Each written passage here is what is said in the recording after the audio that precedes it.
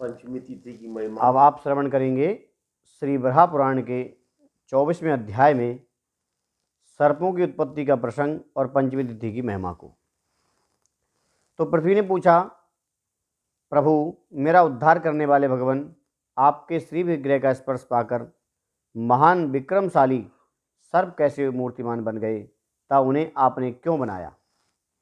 तो भगवान बराह कहते हैं, वसुंधरे, गणपति के जन्म का वृतांत सुनने के पश्चात राजा प्रजापाल ने यही प्रसंग बड़ी मीठी वाणी में उत्तम व्रती महातपा से पूछा था।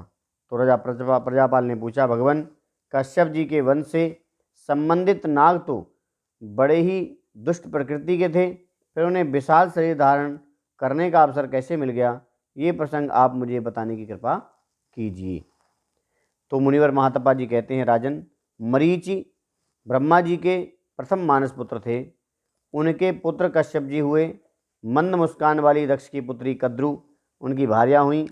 उससे कश्यप जी के अनंत वासुकी हुए और महाबली कंबल, करकोटक, पद्म, महापद्म, शंख, कुलिक और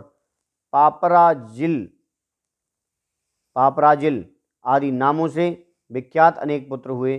तो राजेंद्र, ये प्रधान सर्प कश्यप जी के पुत्र हैं। तो बाद में इन सर्पों की संततियों ने ये सारा संसार भर गया है। वे बड़े ही कुटिल और नीच कर्मों में रत थे। उनके मुंह में अत्यंत तीखा विष भरा हुआ था। वे मनुष्यों को उनकी दृष्टि मात्र से या काट कर भी भस्म कर सकते थे। तो राजन, उनका दंश शब्द की तरह तीव्रगामी था।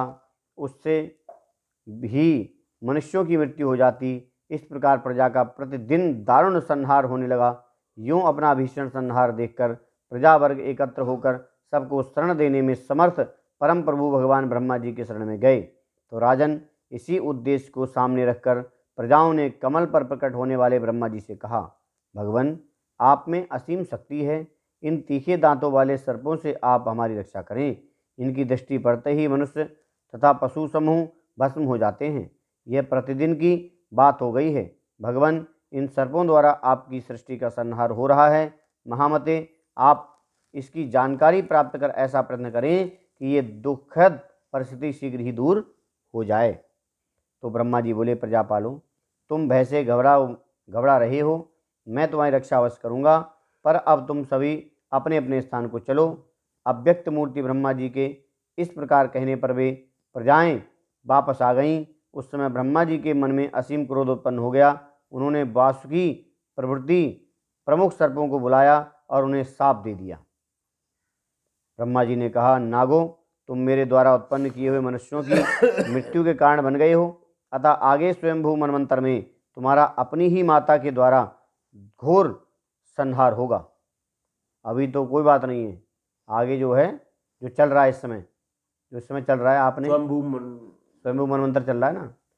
नहीं, वैवस्वत मनु चल रहा है ना। हाँ। तो स्वयंभू से शुरू हो गया ना, तब से ये कह रहे हैं स्वयंभू मनवंतर में तुम्हारा अपनी ही माता। तो अभी भी यही होता है ना, स्वयंभू से पहले निकल गया होगा इसका मतलब। अभी भी होता है, जो सर्पणी होती है ना, सर्पणी, वो अपने बच्चों को खा जाती है, सारे बच्चों को खा जाती है। एक आध बच्चा जो है निकल के भाग जाए तो भाग जाए, अन्यथा सभी बच्चों को खा जाती है वो। नहीं तो इतने नाग हो जाए ना यहाँ पर कि इंसानों को रहने को जगह न मिले, नाग ही नाग और सर्प ही सर्प दिखाई दें सारे में। तो उन्होंने श्राप दे दिया, उसी वजह से सब कुछ हो रहा है। इसका तात्पर्य यह है कि तुम्हारी माता ही उनका संहार करेगी, इसमें कोई संदेह नहीं होगा। जब ब्रह्मा जी ने इस प्रकार उन श्रेष्ठ सर्पों से कहा, तब सर्पों के शरीर में भय से कंपी मच गई। वे उन प्रभु के पैरों में गिर पड़े और ये कहने लगे। नाग बोले, भगवान, आपने ही तो कुटिल जाति में हमारा जन्म दिया है। विष उगलना, दुष्टता करना, किसी वस्तु को देखकर उसे नष्ट कर देना, ये सारा अमित स्वभाव आपके द्वारा ही तो निर्मित हुआ है। अब आप ही उसे शांत करने की कृपा करें, क्योंकि आपने क्या किया है, ये हमारा क्या दोष है? हमें आपने जन्म ही नाग जाति में दिया है, तो नाग को काम ही क्या है? विष उगलना और लोगों को देख के उनको डस लेना, काट लेना, खा जाना। तो ब्रह्मा जी ने कहा, मैं मानता हूँ मैंने तुम्हें उत्पन्न किया है और तुम्हें कुटिलता भी भर दी है, पर इसका अभिप्राय ये नहीं कि तुम निर्दय होकर नित्य मनुष्यों को खाया करो, हैं? लेकिन मैंने ये तो नहीं कहा कि जिससे कोई मतलब नहीं है, संबंध नहीं, उसको भी तुम खा जाओ। तो राजन, नावों की ये बात सुनकर, तो मैंने ये नहीं कहा तुम मनुष्यों को खा जाओ। तब सर्पों ने कहा, भगवान आप हमें अलग अलग रहने के लिए कोई सुनिश्चित स्थान की व्यवस्था कर दीजिए और हमारे द्वारा डसे जाने की स्थिति एवं नियम भी बता दीजिए। तो राजन, नागों की ये बात सुनकर ब्रह्मा जी ने कहा, सर्पों तुम लोग मनुष्यों के साथ भी रह सको, इसके लिए मैं स्थान का निर्णय कर देता हूँ। तुम सब लोग मन को एकाग्र कर मेरी आज्ञा सुनो। सुतल, वितल और पाताल ये 3 लोग कहे गए हैं। तुम्हें रहने की इच्छा हो तो वहीं निवास करो। वहाँ मेरी आज्ञा तथा व्यवस्था से अनेक प्रकार के भोग तुम्हें भोगने के लिए प्राप्त होंगे। रात के 7वें प्रहर तक तुम्हें वहाँ रहना है। रात के 7वें प्रहर तक तुम्हें वहाँ रहना है। फिर वैवस्वत मनवंतर के आरंभ में कश्यप जी के यहाँ तुम्हारा जन्म होगा। देवता लोग तुम्हारे बंधु बांधव होंगे। बुद्धिमान गरुण से तुम्हारा भाई बने का संबंध होगा। उस समय कारणवश तुम्हारी सारी संतान जन्मेजय के यज्ञ में अग्नि के द्वारा जलकर स्वाहा हो जाएंगी। इसमें निश्चय ही तुम्हारा कोई दोष न होगा। जो सर्प अत्यंत दुष्ट और उच्छल होंगे उन्हीं की उस शाप से जीवन लीला समाप्त होगी। जो ऐसे ना होंगे वे जीवित रहेंगे। हाँ, अपकार करने पर या जिनका काल ही आज गया हो उन मनुष्यों को समय अनुसार निगलने या काटने के लिए तुम्हें स्वतंत्र होगे। तो गरुण संबंधी मंत्र औसत और वध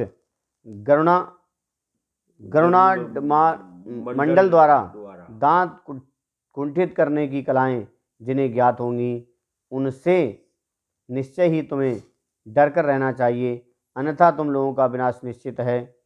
ब्रह्मा जी के ऐसा कहने पर वे संपूर्ण सर्प पृथ्वी के नीचे पाताल में चले गए। इस प्रकार ब्रह्मा जी से शाप एवं वरदान दोनों पाकर वे पाताल में आनंद पूर्वक निवास करने लगे। ये सारी बातें उन नाग महानुभावों के साथ पंचमी तिथि के दिन हुई थी। तो अतः ये तिथि धन्य, प्रिय, पवित्र और संपूर्ण पापों का संहार सिद्ध हो गई। इस तिथि में जो खट्टे पदार्थों के भोजन परित्याग करके और दूध के से नावों को स्नान कराएगा, सर्प उनके मित्र बन जाएंगे। बोल वृंदावन बिहारी लाल की जय। आनंद कंद भगवान की जय। जय जय श्री राधे श्याम।